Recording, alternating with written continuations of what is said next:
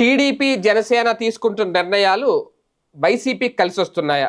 జగన్‌కి రేపొద్దున్న అదే వరంగా మారబోతున్నాయా? ఈ చర్చ నడుస్తుంది. కారణం ఏంటి అంటే కూటమి నాయకుల తీరు అబ్జర్వ్ చేస్తే వాస్తవానికి ప్రస్తుతం మైనారిటీ వర్గం ఓట్లు ఎవరికి దక్కుతాయి అనేది ఒక చర్చ. ఎందుకంటే 2014, 2019 మధ్య టీడీపీకి ఒక్క మైనారిటీ ఎమ్మెల్యే కూడా లేరు. కానీ ఈ దఫా మాత్రం విజయం దక్కించుకున్నారు. ఈ క్రమంలోనే నంద్యాల ఎమ్మెల్యే ఫరూక్‌కి మంత్రివర్గంలో చోటు కూడా దక్కింది. అలాగే వైసీపీకి అనుకూలంగా ఉన్న మైనార్టీలు కూడా కొందరు ఈసారి కూటమి వైపు మొగ్గు చూపారు. ఈ విషయం అందరికీ తెలిసింది. ఎందుకంటే గుంటూరు వెస్ట్, తూర్పు నియోజకవర్గాల్లో బలమైన మైనార్టీ ఓట్ బ్యాంకు టీడీపీకి పడింది ఈసారి.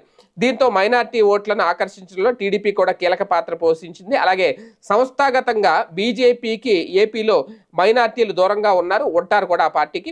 ఎందుకంటే జనసేన వైపు కొన్నాళ్ళు మొగ్గు చూపారు. అయితే ఇప్పుడు మారుతున్న పరిణామాలతో మైనార్టీ వర్గం పూర్తిగా జనసేనకు కూడా దూరం అవుతుంది అనేది. ఎందుకంటే ఆయన సనాతన ధర్మం, సనాతన దీక్ష అయితే ఎప్పుడైతే పూనుకున్నారో, ఎప్పుడు దీక్షలో కనిపిస్తున్న నేపథ్యంలో మైనార్టీలు జనసేనకు దూరం అవుతున్నారు అనే టాక్ వినిపిస్తుంది. ఎందుకంటే మహాకుంభమేళాలో శాస్త్రోక్తంగా స్నానం చేసిన ఈ సందర్భంగా ఆయన గట్టిగా సనాతన ధర్మాన్ని నొక్కి చెప్పడం వంటివి కూడా మైనార్టీ వర్గాలు జీర్ణించుకోలేకపోతున్నాయట.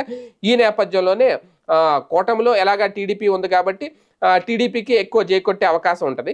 అలాగే వైసీపీని వ్యతిరేకించే మైనార్టీ వర్గాలు ఇప్పటివరకు జనసేన, టీడీపీలు అంటూ తిరిగాయి. కానీ ఇప్పుడు పవన్ చేస్తున్న వ్యాఖ్యలు, ఆయన తీసుకున్న ఈ లైన్ ఏదైతే ఉందో సనాతన ధర్మం లైన్, దీని కారణంగా మైనార్టీ వర్గాలు కూటమికి దూరం అయ్యే అవకాశం ఉంటాయనేది.